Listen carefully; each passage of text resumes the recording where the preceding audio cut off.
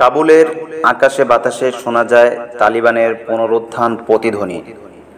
আর মাত্র কয়েক মাস পরেই বৈশ্বিক জিহাদি তানজিম আল কায়দা কর্তৃক আমেরিকায় পরিচালিত 9/11 হামলার 20 বছর পূর্তি হতে চলেছে। একই সাথে আফগানিস্তানে ক্রুসেডার আমেরিকার আক্রমণেরও 20 বছর পূর্ণ হবে। দীর্ঘ এই লড়াইয়ে তালিবান আর আল কায়দা মুজাহিদদের কৌশলী হামলায় লাঞ্ছনা করার পরাজয়ের শিকার ক্রুসেডার মার্কিন ও নেটো জোট। ফলে বাধ্য হয়েই আফগানিস্তান ছাড়তে হচ্ছে কথিত এই পরাশক্তিকে।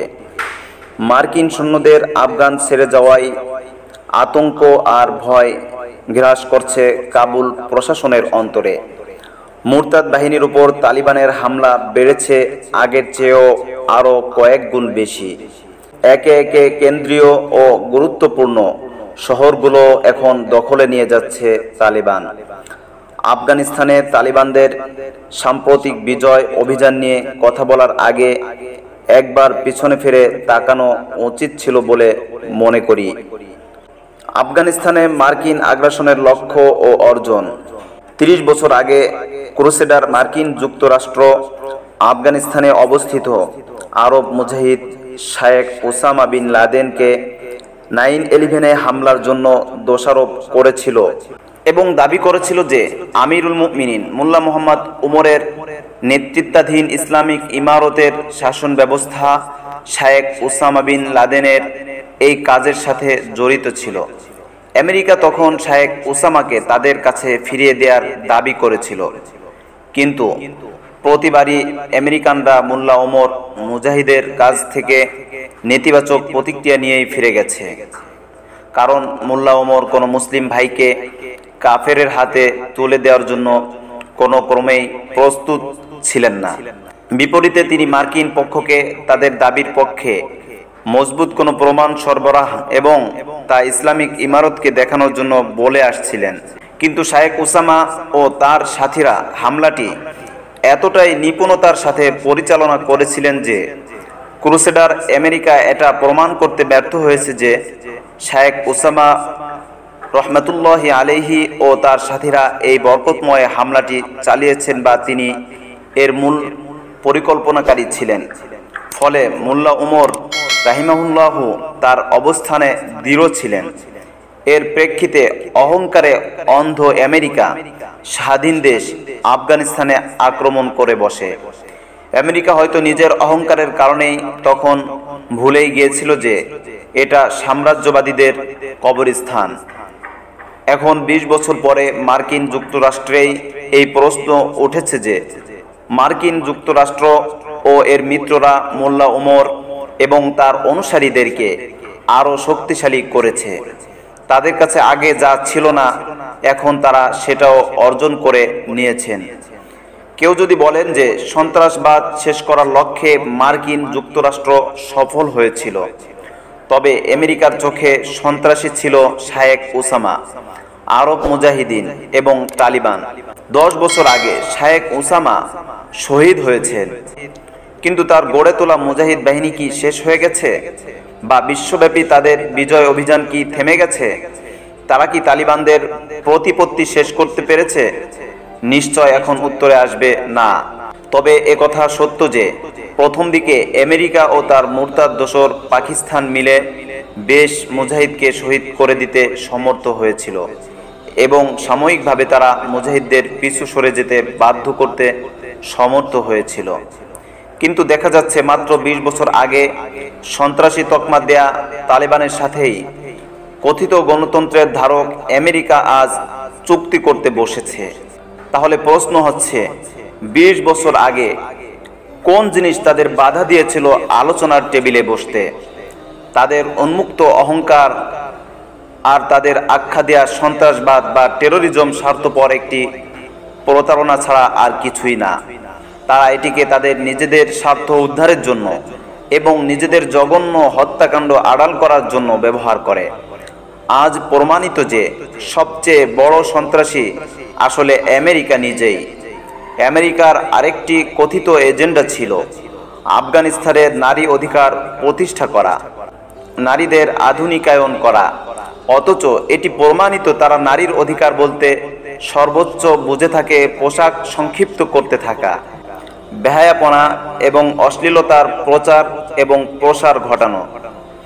যে আমেরিকা নারীদের কাজের অধিকারের কথা বলে, সেই আমেরিকা 20 বছরে আফগানিস্তানের ভূত অবকাঠামো উন্নয়নে তেমন কোনো কাজই করেনি।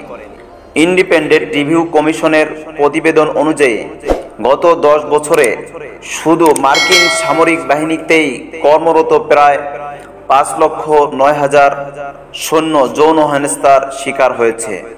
চিন্তা করুন, তাদের সামরিক বাহিনীতেই যদি এই অবস্থা হয়ে থাকে, তাহলে যেসব দেশে তারা আগ্রাসন চালিয়েছে সেখানে তারা কত নারীর সম্ভ্রমহানি করেছে। সার কথা এই যে আমেরিকার মুখে নারী অধিকার আর শিয়ালের কাছে মুরগি রাখা একই কথা। তারা তো এমন নির্লজ্জ এক জাতি যারা নিজেদের কাজের সাথীকেও ধর্ষণ করতে দ্বিধা করে না, এমনকি নিজেদের বন্ধুদের স্ত্রীরাও তাদের কাছে নিরাপদ নয়। এরাই কিনা আমাদের নারী অধিকারের সবক দেয়, এরাই কিনা আমাদের নারী অধিকারের সবক দেয়। আমেরিকার লক্ষ্য যদি সত্যি তাদের ভাষায় সন্ত্রাসবাদ নির্মূল ও নারী অধিকার রক্ষা করা হয়ে থাকে, তবে এতে তারা পুরোপুরি ব্যর্থ হয়েছে। বরং তারাই এসব অপরাধের সাথে সবচাইতে বেশি জড়িত।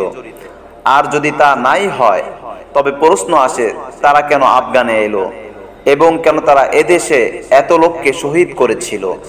এই লক্ষ্যগুলোর মধ্যে একটিও আমেরিকার লক্ষ্য ছিল না, বরং এগুলো ছিল সাধারণ মানুষকে ধোঁকায় ফেলে রাখার একটি মন্ত্র মাত্র। তবে আমেরিকার জন্য মাথা ব্যথা ছিল তৎকালীন ইসলামী ব্যবস্থা। আর তখন আমেরিকার একমাত্র উদ্দেশ্য ছিল ইসলামী চিন্তা ভাবনা, ইসলামের পুনরুত্থান ও নবশক্তিকে দমিয়ে দেওয়া।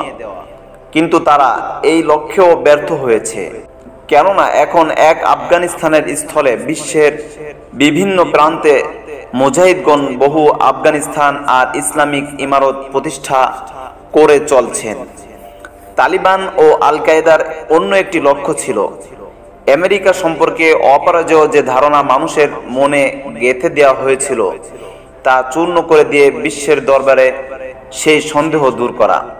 বর্তমানে তালেবানরা বিশ্বের সাথে একটি রাজনৈতিক সম্পর্ক তৈরি করে চলছেন, আর বিশ্বের বিভিন্ন দেশে দেশে সাধারণ জনগণও এখন মুজাহিদদের সমর্থন ও সহায়তা করে যাচ্ছেন। তারা মুজাহিদদের বিজয়ে আনন্দ প্রকাশ করছেন।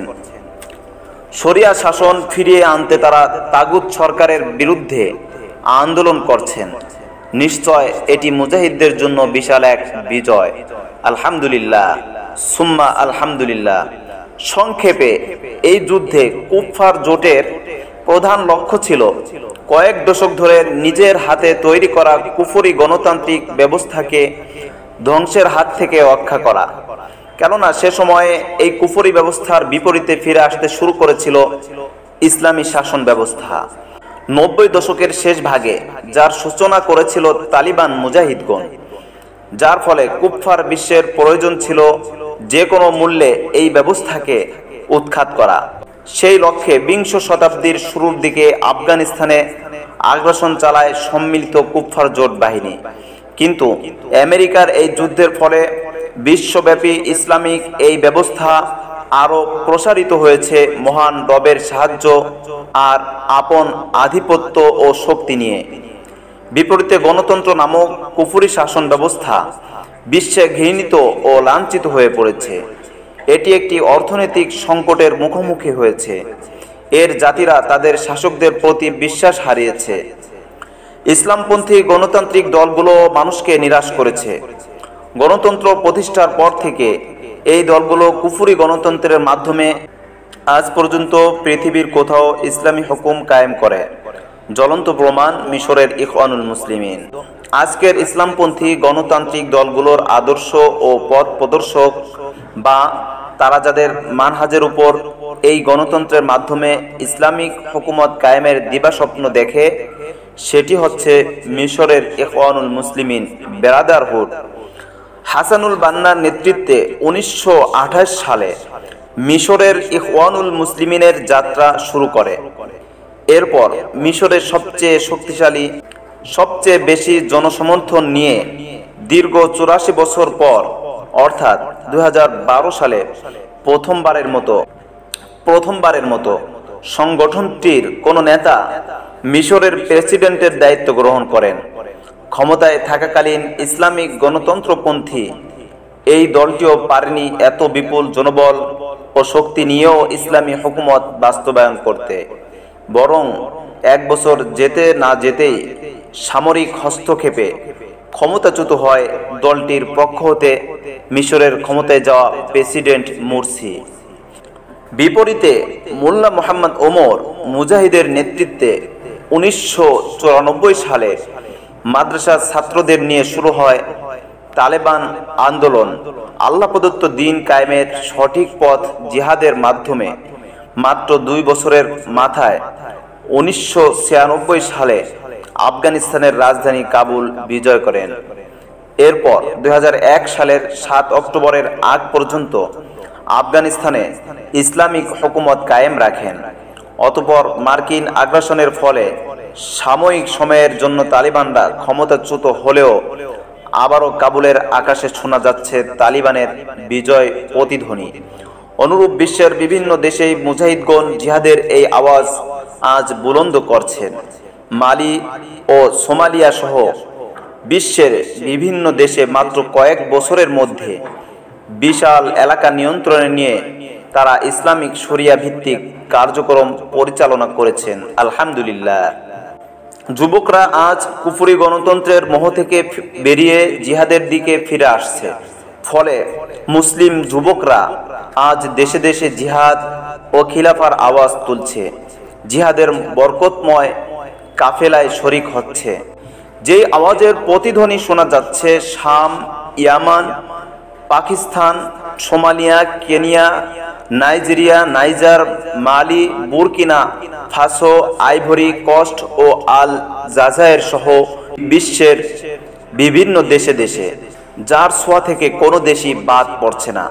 ইমামুল মুজাহিদিন শহীদ শায়েখ উসামা বিন মুহাম্মদ রাহিমাহুল্লাহ বলেন যে, যারাই প্রতিরোধ ও প্রস্তুতি ব্যতীত অন্য কোনো মাধ্যমে ইসলামের নিরাপত্তা ও ক্ষমতায়নের কথা বলেন, তারা মুজাহিদিনের অবমাননা তো করেনি, একই সাথে উম্মাহকে অবাস্তব কল্পনার চোরাবালিতে আটকে ফেলেন। যে বা যারাই প্রতিরোধ ও প্রস্তুতি ব্যতীত অন্য কোনো মাধ্যমে ইসলামের নিরাপত্তা ও ক্ষমতায়নের কথা বলেন, তারা মুজাহিদদের অবমাননা তো করেনি, একই সাথে উম্মাহকে অবাস্তব কল্পনার চোরাবালিতে আটকে ফেলেন।